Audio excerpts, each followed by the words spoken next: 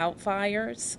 We did it again when we had a very significant thunderstorm, a microburst that moved through the district that affected a lot of our residents. So we're just very grateful to our team and yours that work with us when we're having weather-related emergencies.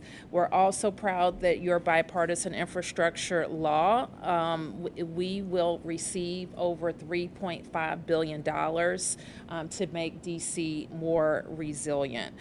So many people in the district, our workers, our visitors, and our residents depend on having your leadership and making sure that we get this right. So I'm just delighted that you are visiting us, and I want to turn it to you.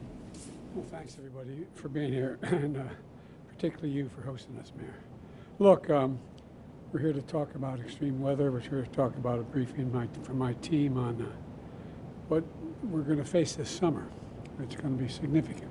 And by the way, you got the guy running this show doing the elevator too. Getting the elevator, he's operating the elevator. He does it all, man. I tell you what.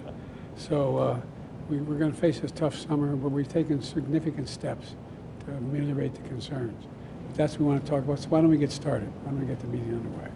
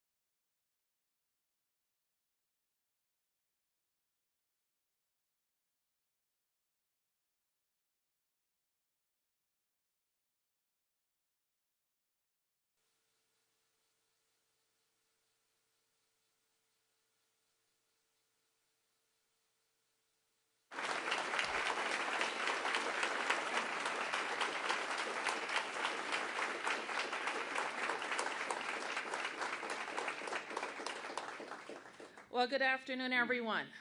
We are honored to welcome President Joseph Biden to the district's Emergency Operations Center. We call it the EOC. We just came from a briefing with the president and members of his cabinet on extreme weather. And I want to recognize and thank Secretary Mayorkas, who has been with us here at the EOC when we opened it in 2023. This state-of-the-art facility was built with the president's help with a $7.5 million grant from DHS. I want to thank all of the members of the EOC team that you see behind us, Mr. President. They work daily with partners across the district to keep us safe. We have activated this EOC more than 24 times since opening last year. I've had to declare 34 heat emergencies. And as we know and we've been briefed on today, they're happening earlier and lasting longer. In the middle of a heat emergency, for example, last year, this EOC responded to Canadian wildfires and the impacts of those fires on our city. A month later, we activated again when we had a short but devastating storm in a part of DC. And we're seeing more and more of the heat. The heat is more extreme. The rain is more severe. And in the winter, we're also seeing swings of one extreme to the other. We are proud, Mr. President, to work with you, and because of your bipartisan infrastructure law, DC will receive over $3.5 billion to upgrade our infrastructure so that our city is more resilient. We know that this is the hard work of government. The quality of our lives and our children's lives depend on this work, and our future depends on this work. And we know that with the leadership of the Biden administration, we'll get this right. Ladies and gentlemen, our President, Joe Biden.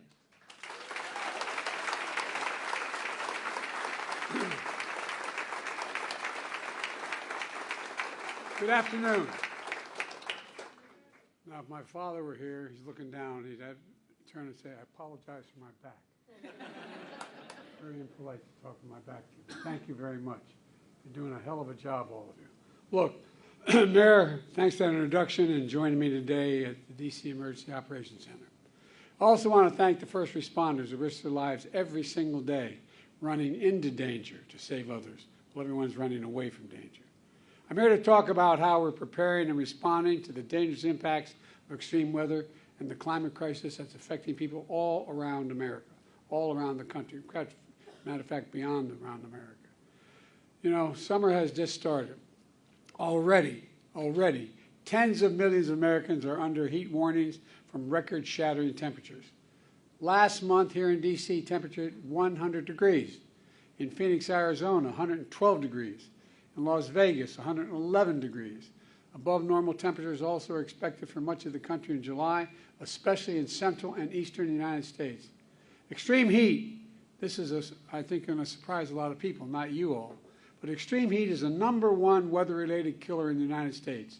More people die from extreme heat than floods, hurricanes, and tornadoes combined.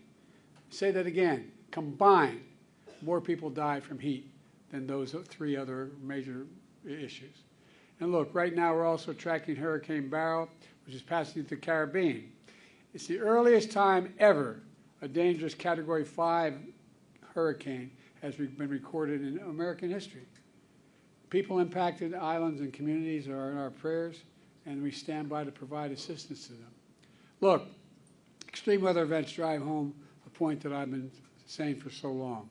Ignoring climate change is deadly and dangerous and irresponsible. These climate-fueled extreme weather events don't just affect people's lives, they also cost money, they hurt the economy, and they have a significant negative psychological effect on people. Last year, the largest weather-related disasters cost over, get this, $90 billion in damages in America. $90 billion in damages. That's the cost so far, last year. They drove nearly 2.5 million people out of their homes, from Hawaii to Vermont. These events also pose serious threats to our nation's transportation system, to our power grid, farms, fisheries, and forests. In each case, costing lives and costing money. And the impacts we're seeing are only going to get worse, get more frequent, more ferocious, hitting our most vulnerable people in the most hardest hit communities in the world. Look, you know, we can change all that. It's within our power. That's why today I'm announcing 5 new actions my administration is taking to address extreme weather, including heat and other hazards. The first, the Department of Labor is proposing a new rule that, when finalized, will establish the nation's first ever federal safety standard for excessive heat in the workplace. This includes things like developing response plans to heat illness, training employees and supervisors, implementing rest breaks, access to shade and water. You'd think we'd have to tell people access to shade and water. But, I mean, gradually easing new employees into heat environments. Across the country, workers suffer heat stroke or even die just doing their jobs.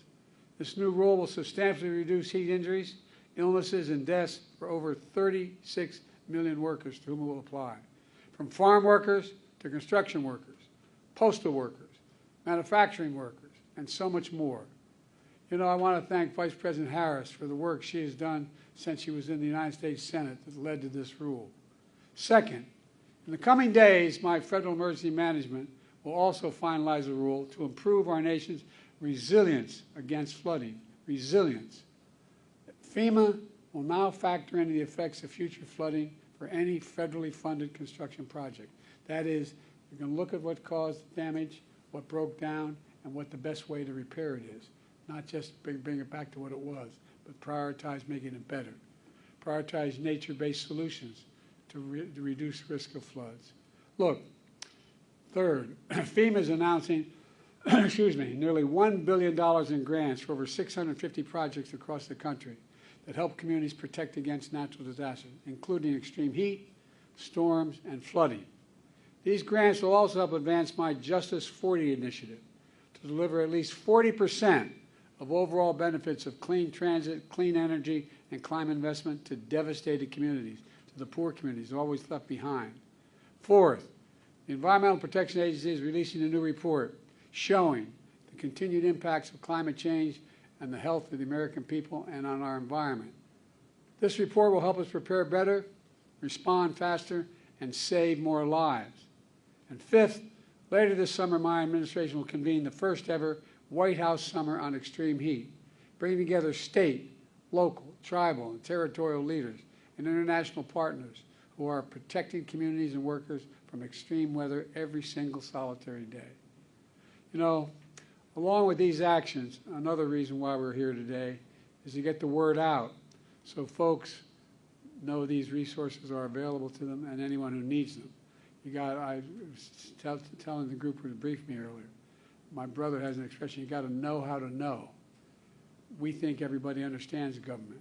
It's complicated. We want the American people to know help is here, how to get that help. Follow the guidance from local leaders and public safety officials. Stay indoors, somewhere cool if you're vulnerable. Be careful on hot pavement. Know the signs of heat stroke like headache, nausea, and dizziness.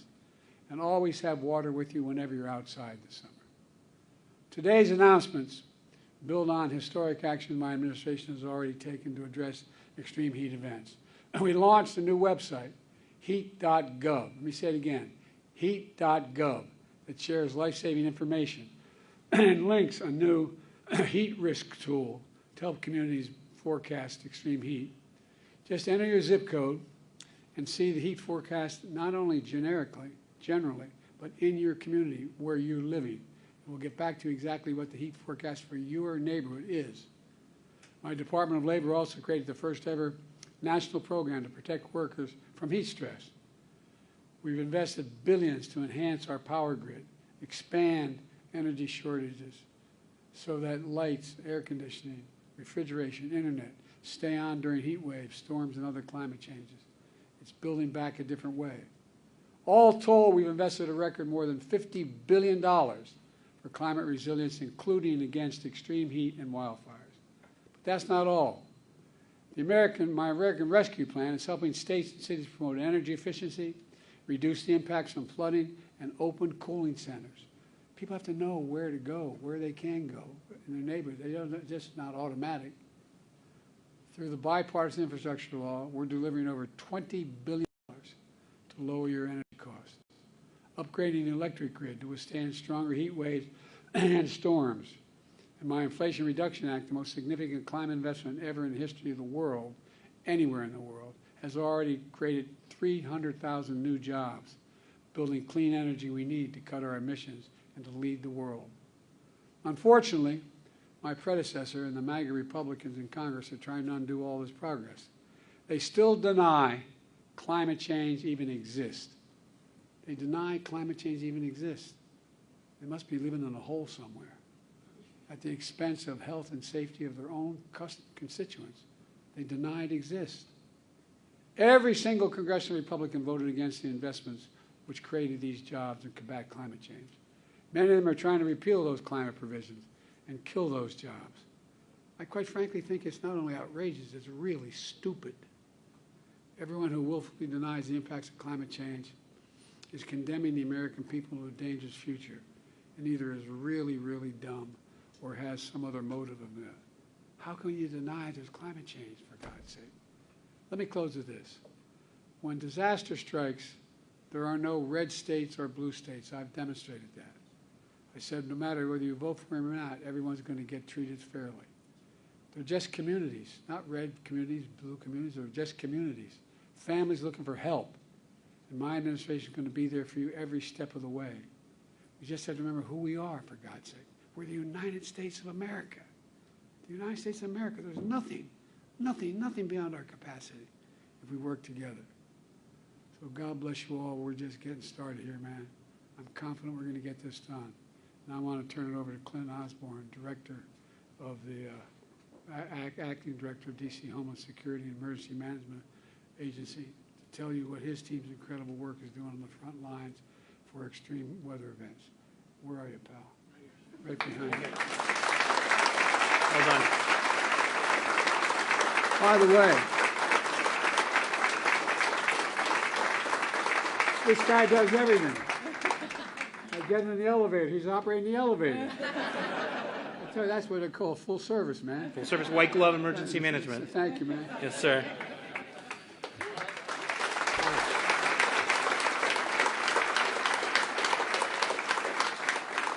Thank you, Mr. President. Good morning. I'm Clint Osborne, Acting Director of the District of Columbia's Homeland Security and Emergency Management Agency. I'm honored to welcome you, Mr. President, and members of your administration, as well as Mayor Bowser and members of her administration, to the District's Emergency Operations Center, or EOC. Here at HCEMA, we have more than 120 staff members who work every day to ensure the health and safety of our district residents, businesses, and visitors. You'll also see around us partners, hundreds of partners that we have at the state and local and federal level who come to this center to make sure everything works during emergencies. During an emergency or disaster, our team also works to disseminate timely life safety information to help residents make informed decisions for themselves and their families. And I think you've given us new guidance to make it clear, crisp, and to meet people where they are. We've activated, as Mayor Bowser said, our EOC more than 25 times in the last 2 years for emergencies ranging from heat waves and hurricanes to hazardous air quality incidents because of wildfires. Without the support of dozens of district and federal partners, we wouldn't be able to accomplish our mission and serve our community. I'd like to take this opportunity, Mr. President, to introduce you to just a few of the folks who make up the district EOC team.